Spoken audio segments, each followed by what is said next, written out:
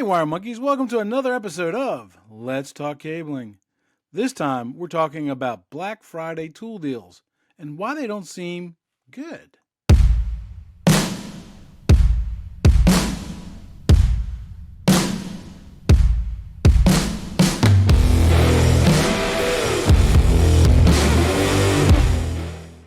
Welcome to the show where we tackle the tough questions submitted by installers, technicians, foremen, project managers, estimators, ICT personnel, and even customers. We are connecting at the human level so that we can connect the world. If you're watching this show on YouTube, would you mind hitting the subscribe button and the bell button to be notified when new content is being produced? If you're listening to us on one of the audio podcast platforms like Apple or Google or Stitcher or one of those other ones, would you mind leaving us a 5-star rating? Those simple little steps helps us take on the algorithm so we can educate, encourage, and enrich the lives of people in the ICT industry. Thursday night, 6 p.m. Eastern Standard Time. What are you doing?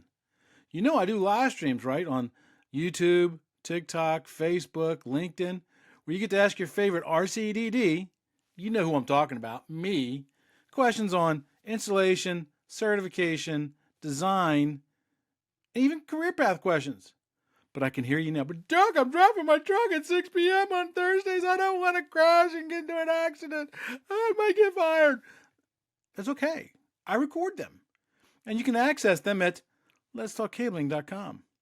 And finally, while this show is free and will always remain free, if you find value in this content, would you mind clicking on this QR code right here? You can buy me a cup of coffee. You can schedule a 15-minute one-on-one call with me, after hours, of course. You can even go to our website and look up the Amazon page and look at the tools and stuff that we recommend. And if you buy anything, we get a small stipend off it. We're also looking for corporate sponsors. So if your company goes by the motto educating, encouraging, and enriching, look me up on social media and let's get you hooked up on the show as a corporate sponsor. So everybody knows that this time of year means Black Friday deals, and we know that's coming up really soon. But why does it seem like the Black Friday deals just are lackluster? They don't seem like they're much of a deal. Well, you know, one of my good friends talks tools on his channel. He's the famous tool guy. Welcome to the show, Mr. Ed, the old tech guy. How you doing, my friend? Hey, Chuck, how are you doing, man? Thanks for having me on the show. Always a great pleasure. Last time I was on, I was quite nervous. I don't know why. I promised to be a little more loose this time. I when we got to the technical questions, I just, I had this thing where I had some brain freezing, plus I had to be careful what I said with NDA, and just this is a much better subject for me to feel much more at peace. So tell the truth, you were nervous because you were on the same screen as a big YouTube star.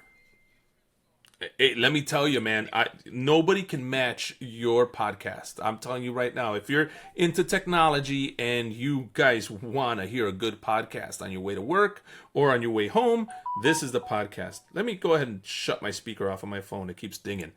As you can tell, it's a business weekday, so I'm pretty busy. Well, no, hold on. Before you say that, it's a business weekday, but it's 8:24 p.m. Okay. Yeah. That's right. Evening. My day's not over. Because I record these shows after hours on my own time, so I don't get any problems with my day job. Understood. Agreed. 100%. Thank you for clarifying. So it's been a while since you've been on, and I've gained, I think, 3 followers since you've been on last time. Why don't you tell those 3? No, that's not true. Why don't you tell those 3 followers who you are and about your social media presence? So I'm Ed, the old tech guy. I talk about tools, tech, and DIY, and I've been known to talk about comics sometimes. Everybody has heard that. Anybody that's been watching my show asks me sometimes, hey, why didn't you say that anymore, that you talk about comics? Because I rarely do now, because nobody wants to talk to me about that. They want to stay on the topic about tools and tech. That's most of my viewers. They also like my DIY videos where I show how to repair your cars, how to do basic construction in your house, and I talk a lot about being in the telecommunications and network business, but having a backup in another field. So especially for those of you who are in cabling, you know how much construction goes into a facility before you pull your cable in and actually dress it and get it all done. What if you had the capability of not only doing the cabling, but also the construction beforehand? Imagine a business that could take on all the plumbing, the carpentry, and then all the low voltage. If you were multifaceted that way, when layoffs come, when bad things happen, it's a better survival method. And that's really what I'm all about on my whole social media journey here, is teaching people how to survive and be, have more money in their life. That's really all I'm trying to do, is help them out, because I needed a helping hand, and I didn't have that when I was younger. So I'm trying to pay it forward. But if you like tools, you like tech, come and visit Ed the Old Tech Guy at TikTok, Facebook, and especially YouTube. That's where most of my longer videos are, shopping videos, car repair videos, and things of that nature. Yeah, you just published, was it 2 videos? Or was it 1 video? Where you talked about the Black Friday deals, and you were walking through a couple of the big box stores, pointing out some potential sales that might be happening in 8 days, 9 days, something like that, right? Yeah, it's moving fast, isn't it? Black Friday will be here any day now. Thanksgiving will be here any minute now. It's really moving fast. I got to get back to the stores and make more videos.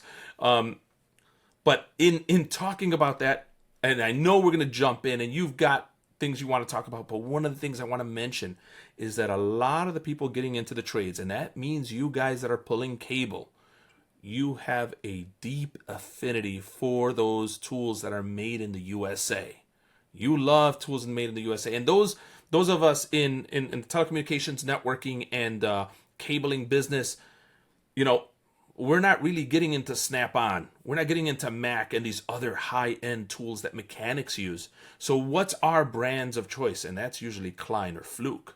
And I'm going to tell you right now that Klein has some great specials at Lowe's for, I think they don't have many BOGOs, but Klein is at Lowe's, and I expect some prices to drop on some very much needed items. So if you need your Fox and Hound, go look for it at Lowe's. Make sure that you look up the Klein section. For those who don't know what a Fox and Hound is, the rest of the world calls them toner and probes. But no. Yes. Yeah. No, it's funny because I just learned that expression literally a few months back. And I was like, Oh, really? I was like, Fox and Hound, what the heck is that? And then somebody had explained it to me. I'd never heard it. It's a company. They were a company. So it's like Xerox. Fox and Hound was a company that produced the toner and the amplifier, right? So you had the you had that, and that's what they were called. But this company came out calling it Fox and Hound, and those ended up being like most telecom techs' given tools, like Verizon, AT&T, you name the big guys. They were handing those out, the Fox and Hounds, to their techs, and they were the cheaper version. So if you got in before a certain time, they were actually giving you the much more expensive version that's really good with the metal tip. Yeah, you mentioned earlier that you were talking about quality tools and stuff, and I often joke when I'm teaching classes that we as technicians, we're great at going out and buying the latest and greatest tools, especially if they're in Milwaukee red. I used to say chrome, but I had to take that back because now everybody's on. It's got to be Milwaukee pack out, and this show's not a pack out versus mod box show. It's not, at least not this episode. Those are future episodes coming up that I'm working on at the moment. But oh, I can't wait. That sounds awesome. Yep. So you did those videos walking through, and you mentioned several times about the prices were good, but though some people might not think they're good. So can you expand on that? Yeah, so unfortunately, inflation is a thing, and ever since we had the illness that happened all across the world and changed the landscape of everybody's business, prices have been going up. Inflation has been going up, and it's really changing what tool deals existed back then. So many people today complain they were better tool deals a year ago, 2 years ago. And actually I've been doing Black Friday videos, I think now for 3-4 years. And in those 3-4 years, I get the same comment. oh, the tool deals were better last year. But in I think it was like 2020 or something like that. And one of my first Black Friday videos, nobody was really saying that. They were saying, "Oh my God, it's awesome! You're getting a free tool. You're buying a $99 DeWalt, pretty decent tool, and you're getting another $99 tool for free." Right? Those deals have seemingly disappeared. Now they're really selling you a tool that you know is pretty marked up and is at least eating half into what that second tool would cost. But let's be honest. Let's be fair to the stores that are having these deals. They're not the manufacturers. Yes, they're doing a markup. Yes, absolutely buying in bulk, and they're making money. They wouldn't be doing it if they weren't making money.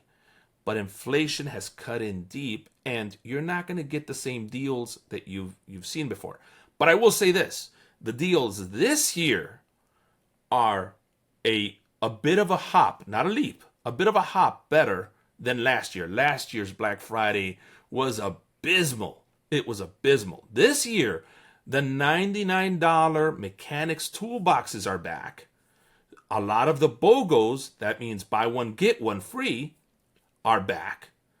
And that's what we wanted to see, right? And we're seeing it from the bigger companies, Milwaukee and DeWalt.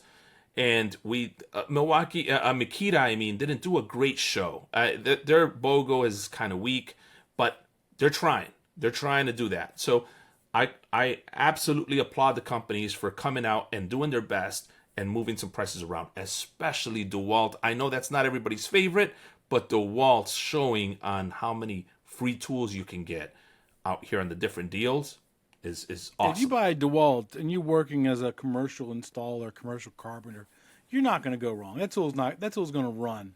It's it's only when you get into the super cheap stuff that you got to worry about. So you're talking about the deals and stuff. Do you seem to find that the expensive, well-known tools are having better Black Friday deals, or is it the middle of the road tools that are having better deals? So if we call DeWalt middle of the road, because they have a lot of competition now, right? You got Milwaukee, you got Flux from Lowe's, you've got a few other brands. Klein is doing an amazing showing, even though they don't have power tools. But just talking to the hand tool section, since Milwaukee's there, DeWalt is there, and pretty much all the other tool producers are making hand tools as well. I don't know. We'd have to really have a discussion on what you call middle of the road, because there's a lot of Amazon brands that are coming and inflating the business, and you're sitting there going, I'm not sure. But amazing deals are happening out of all the major companies. That major companies being Milwaukee, DeWalt, Makita, Bosch. We could say Skill maybe. And I'm probably missing one. Ryobi? Flex and a few others, Ryobi? right? Ryobi, I know that people love it, especially DIYers. I would not use Ryobi as a full-time tool on the job, personally, but I have heard some amazing things about their OnePlus or HP system. Their high-powered system, supposed to be great. I don't have one. I could tell you a good story about why I'm not... why Ryobi isn't in my favorites list. I'll tell you that, if you want in a minute. Absolutely. But so let's just look at it this way. DeWalt has the better deals. Let's say I'm considering Milwaukee the high end, DeWalt the middle, and Ryobi the bottom. That's a good ruler if you want, but you're also forgetting Hilti. Hilti's the best, right? Hilti's like high level. Hilti's the Maserati. Construction grade. Most technicians That's the Maserati. Don't go out and buy Hilti stuff. The companies buy the Hilti products. That's right. So right underneath that, I'd say you've got Milwaukee, Flex, Makita, and maybe DeWalt sometimes in the XR product, fighting for that placement, right? So it really depends. Now, here's a better rule, and this is the rule I like to live by. The battery platform that you choose needs to have all the tools that you need to do the job today. Not tomorrow. Not that they're coming out with it, right? So we saw the new tough built modular boxes, and I'm sorry if I'm jumping around, but just I'm going to make a point here in a second. The modular boxes, they just launched them, right? I put a comment out there to Tough Built saying the launch means nothing. And the reason why it means nothing is because you didn't come out with drawers day one. See, if you're going to get into that system, you don't got 6 months to wait for drawers for the next launch of the new tools. So if you're going to decide on a tool today, make sure you decide on a brand, a battery platform, or a modular box system that has everything you need to do your job today, because you don't want to wait 6 months or 2 years if they come out with it, or if they don't come out with it. And what do I mean by that? You know, a lot of people don't know that low voltage guys use ratchets. So the electric ratchets are an amazing thing, by the way, right? Milwaukee, only second by Snap-on's ratchet. Snap-on's ratchet is amazing, guys, the 14 volt. But how many low voltage guys are going to buy Snap-on? Not many. So you go Milwaukee. The next one underneath that one, I like Makitas. And here's the reason why I like Makitas, because you could go 3/8 and quarter inch. DeWalt does the same, but DeWalt has a weird battery placement that many people have complained about. So to me, the two that are kind of right there battling each other are Milwaukee and Makita in the ratchets. But Milwaukee has some new ratchets that came out with longer heads and actually have a system where you can like put in the socket that you need, and it's very low profile. Very good design by Milwaukee. I'm sorry, I'm going on a tangent. No, here. you're good. You're talking what I love. So I do want to touch base on the Makita conversation, right? It's the sleeper, and why do you think why do you think that many people in today's emerging technician workforce, you and I, Makita was the Cadillac. That was the one to have. That's right. Milwaukee was like, yeah, whatever. Makita was the top of the hill. Now most technicians kind of look at Makita with disdain, but yet it's still a great, absolutely great product. Why do you think that fall down? The reason why Makita has had fallout, honestly, and I love Makita, by the way. I grew up on Makita just like you did, right? Any technician in the old days, telecommunications, networking, whatever, that was the first, cordless drill, right? That drill, I think, went into space or something. So that drill is famous, right? Makita's drill. The reason why is that they slowed innovation. Oh. I believe, and this is a personal belief, that Japanese have a very interesting way of engineering, and it's a smart way. If you look at Toyota or Honda, right, they have the same design for many years, the same engine design. They just keep making it a little better and a little better and a little better. The next year comes out and it's a little better, but it's the same engine. It's the same engine. And most of the time, that really helps them produce something that they can put a lot of predictability and understanding into, that the market will enjoy and have a car for 200 to 400,000 miles. It's the same thing when they're designing tools, I think, when it comes to Makita. They're saying this is the true proven model. Let's only make some small hints of changes. Let's innovate slowly. And I think there's a battle within Makita that Makita USA is saying, man, we're not keeping up, guys. You got DeWalt making all kinds of stuff that we're not. You got Milwaukee absolutely killing it in the market. And that's where Milwaukee has done better, because Milwaukee, their innovation team just keeps coming out. Like the Milwaukee pack-out system, when it came out of nowhere. Everybody wanted something like that.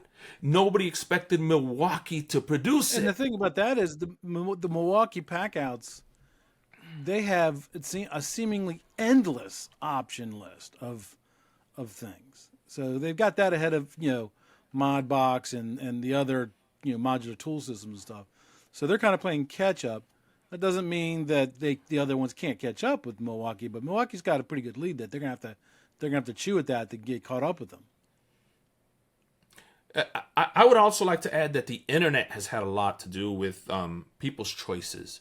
And I think that people's choices are driven by our, I'm going to call it our monkey brains, right? Because our low level portion of thinking looks at a box and you see numbers and graphs, and you see some guy on the internet, grab a Milwaukee driver and just drive half a second faster than the Makita and say, it's better, right? It's better, it's better, it's better. And that's not taking so many things into consideration. One of them is production line, because that Milwaukee may have been made better than 3 Milwaukee devices after it, right? Maybe those were made pretty junky, and that's why people have such a swayed version of like tool brands. They're like, oh, Milwaukee sucks, I had 3 of them burn out. Well, the guy that tested it actually has a great Milwaukee and it's working great for him. Same thing happens to all brands, but Milwaukee has been consistently innovating. Their quality control has been decent, and there's a good portion of the people out there that have fallen in love with that brand, even though they're big, they're hard harping with made in the USA tools, right? Let me tell you right now, Milwaukee has very little made in the USA. They do have plants in the USA, but those electronic devices from every producer coming from all over the world. You said you did a post, I don't know, like a week ago or so, and I can't remember who it was, but you said that Milwaukee and somebody else are both made in the same factory. Oh. So Ryobi, and Milwaukee, and a few others, right? So are made sometimes in the same factory. Sometimes are made in the same factory. And there is this belief out here in the market that Ryobi is as good as Milwaukee because it's made in the same factory. Well, so is Chevy and Cadillac. So is Honda and Acura. But they're extremely different simply because of the quality that's being placed in it, the level of engineering that's designed around it. There's a reason why the Milwaukee is $400 and the Ryobi is $150, because the quality that's being put into that Milwaukee tool is way better than that Ryobi. Do not be fooled. Don't let people tell you it's built in the same factory. This happens a lot with hand tools. Many hand tools are built in the same factory, and people believe that the forging is the same, the amount of chrome that's placed on the hand tool is the same. They believe that the strength and the flexibility of the tool is the same. No, it's not. No, it's not. Some of these brands that are having it built in those factories are paying a little more money to have it built to their specifications. What would you say to the new low voltage technician? They were flipping for burgers 2 weeks ago, and they decide they want to have a career, not a job. So they get hired by a low voltage company, and they don't have any tools, right? Mm-hmm. And so what tools would you recommend? And they've already decided they're going to make that their career. They're going to stick with low voltage. Mm-hmm. What kind of brand names would you recommend that person buy? Oh, I would absolutely, man. So when I first started out, I was poor, and I mean dirt poor. I had very little money, so Craftsman was the brand name, and it still can be today. Craftsman for basic hand tools, right? Your basic tools, your cutters, your snippers, your pliers, things like that you're gonna need. Craftsman. Now, a lot of those aren't made of the highest quality. I'm sorry, Craftsman. I love my old Craftsman USA from Sears, but it's not the same at Ace or Lowe's. I'm sorry, it's just not the same. But you can still buy those, or Cobalt, or some cheaper made tools to get you started. Now, if you have money though, if you've got the money, please go to Klein. Their tools are extremely impressive. Go buy some Nipex pliers and cutters. Those are, chef's kiss good. If you're going to move over to the battery tools, if you don't have money and you're starting out slow, go DeWalt. DeWalt, because they have so many sales. Yes, they're going to have a few more that are going to burn up on you than expected, but they'll serve you well. Then you could decide going on Milwaukee. Now, if you're going to go to DeWalt, though, let me just finish this. Make sure to stay in the XR lineup. Atomic is great for home users, but I'm not crazy about Atomic being used on a daily, so stay there. But Atomic does make some really small impacts, so when you're doing ladder rack, it just feels great in the hand, and Makita has that really small one too, and so does Milwaukee. start out with DeWalt or Makita. But if you've got the money and you want to start out now and you want to start hitting heavy, you can go Milwaukee straight through. You may consider Flex, which is again a very they're a high-end brand if you really think about it. Flex in Europe is a very well-known brand. Here in the United States, in Lowe's, since they launched here officially under the Lowe's name as Flex, they make a high-end tool. The problem with them is that for placing ladder rack and doing, cabinets and things that we do in low voltage, it's really heavy after a while. So you want those mini guns. Milwaukee, DeWalt, Makita, you can't go wrong if you want the premier at this moment, because this lineup changes constantly like race cars, like race horses. Milwaukee right now has the lead. I have to concede to that. DeWalt is head and head with Makita, and for the most part been beating them pretty good because they continue to innovate. Makita isn't. So you have to start getting a little scared about that. But Makita's 40-volt system is primed to be wicked great. So you have to take chances there. You don't want to think about it. You want safe. Nobody's ever gotten fired for picking Milwaukee right now. That's actually a good statement. Let me ask you this. Would you recommend new or used? Such a great question. Used, if you're hurting for money, is always good to go. But if you buy used, buy USA Klein. Buy USA made tools. The challenge with used in today's market is that some of these companies don't want to do what Sears did and honor the warranty placed on the tool, lifetime warranty. You see, they believe that that warranty only applies to the original purchaser. So the person who bought it and has the receipt or is in the system, they can return it and replace it. You bought it secondhand, you cannot. And some of these tool brands are doing that, and I think that's pure trash. Again, I will take a step back. Made in the USA tools are probably your best bet buying used hand tool wise. Power tools, that's a tough one. I would recommend buying new in power tools. I know it's probably harder in the pocket, and I know that the guy in the local pawn shop is telling you he's got a bunch of Milwaukee for half price, but you're really taking a chance there. You don't know how they were treated. You don't know how they were abused. I have seen people use impacts to mix, plaster and mud, cement, and really beat up these tools. So you get it out in the field, you're placing ladder rack, and all of a sudden you're missing hours because your tools keep breaking down.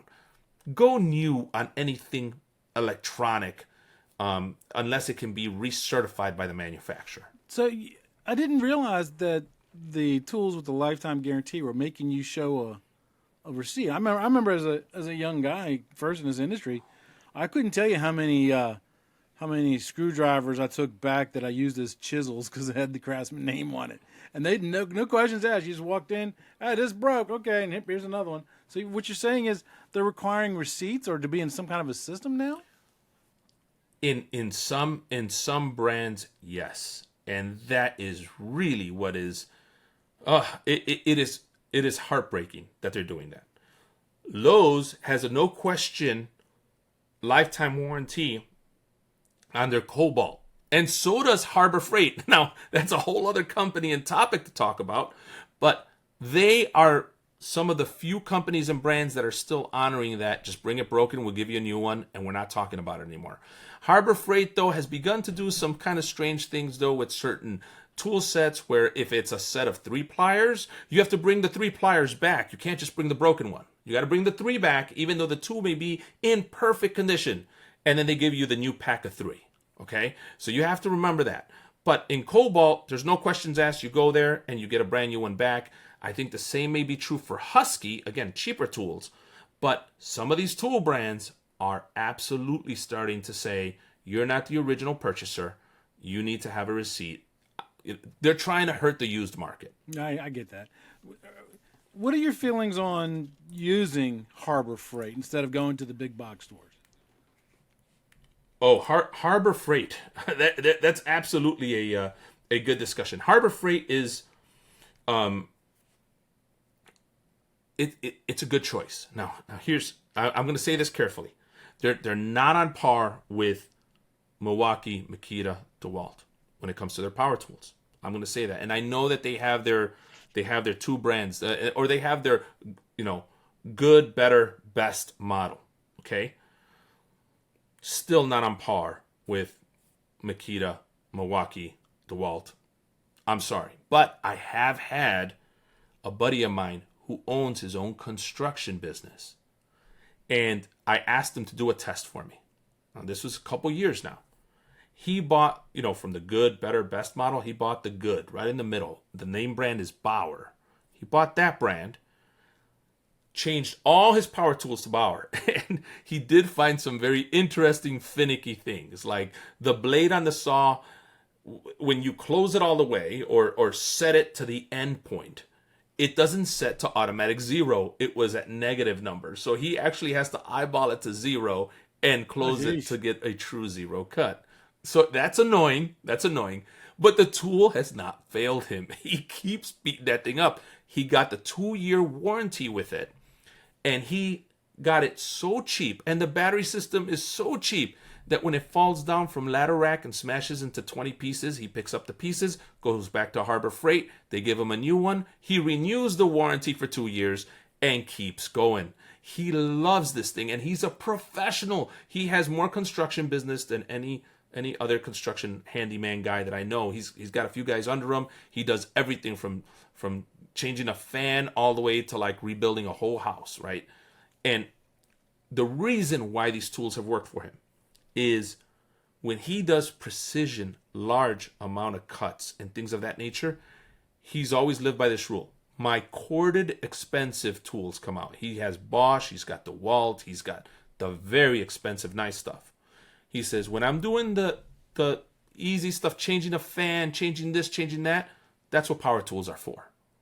And this model has worked great for him. He loves the tools. Do you recommend, if somebody's going out and buying power tools, do you recommend them buying the warranties, whether it's the big box store or the Harbor Freight?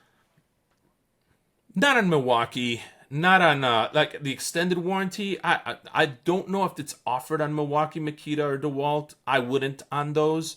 But I have seen where some of these tools are offering like a 5-year warranty on the tool and a 3-year warranty on the battery. You have that. Now, you do have a limited lifetime warranty with Rigid. And I know some of the people in your comments at this point are going, where's Rigid? Where's Cobalt? Rigid, guys, Rigid. So Rigid absolutely has a lifetime warranty, and many people like that. But it's limited lifetime warranty. The tool can't be abused. So if you used it to mix cement and it just shows that, they could deny it. Second, you have to go through their wonky form at the beginning when you first purchased your tool. You have to scan your receipt, put it up there. Now, I have heard reports that whole setup of getting your lifetime warranty in the system has gotten easier. So Rigid is also a very good brand, well known for plumbing and things of that nature. But listen, if you're pulling cable, what do you need? You need an impact, you need a drill, you need a ratchet. I don't know what else you need. Oh, maybe a saw if you want to saw some stuff, put a metal blade on it. Sure. Rigid has all those tools. You should be fine with that platform. That is kind of in the middle of, it's high-end middle, if you will. High-end middle. But it's not as good as Milwaukee. Milwaukee TTI actually makes Rigid, by the way. For those of you wondering who makes Rigid, the company that makes Ryobi, Milwaukee, also makes Rigid. And it's a pretty decent tool. I got to say, when you said earlier that they're made in the same factory, you can't expect the same level of quality from each one, because you gave the example of like Chevrolet versus Cadillac being made in the same factory. But I still got to imagine, even if it is a Chevrolet, it's still going to be a little bit better quality than if it would have been a manufacturer only who made Chevrolets, because they learn from the other production lines, and the same management team is probably going to still run both those lines. So there's going to be some overlap there on quality and dedication and motivation to do it right. Well, let me say this. I consider Ryobi, and I've said this many times on my show, Ryobi is TTI's research and development. I think they come up with the wackiest, craziest things, put it out in the public, and they watch what hits, what's well designed, they learn their mistakes, and then bring it out to Milwaukee. And then Rigid pays attention, right? Because even though they're owned by the same parent company, there's still sister companies underneath. They still have heads of research and development and heads of, like underling CEOs, if you will, that will make these decisions. They watch what Milwaukee did right and say, let's make that guy, because we've seen a couple Rigid tools be clones. Now the same goes for Flex and Cobalt. Flex has been building many of the Cobalt tools. So those two, you'll see some of that happening. Like some of the Cobalts are so well made, you'd be hard pressed to think it wasn't a Flex tool. But Flex, again, is their best brand at Lowe's. So don't count those out either. Go test them out. Go try them out for yourself. It isn't an easy market. It's not as easy as when we were young and it was Makita and Craftsman. Right. We had two to choose from. Two to choose from. And each one of those only had one line. So now when you look at Makita, not Makita, when you look at Milwaukee and you look at Ryobi, they got the 18-volt platform and this platform and that platform. And oh, my Lord, it gives you enough to give you a headache. It's enough to give you a headache. Absolutely. And with the changes that are coming with the battery platforms, you go into, right now you've got the stack batteries, right, which are basically just little sacks, kind of like what's in your cell phone or laptop, right?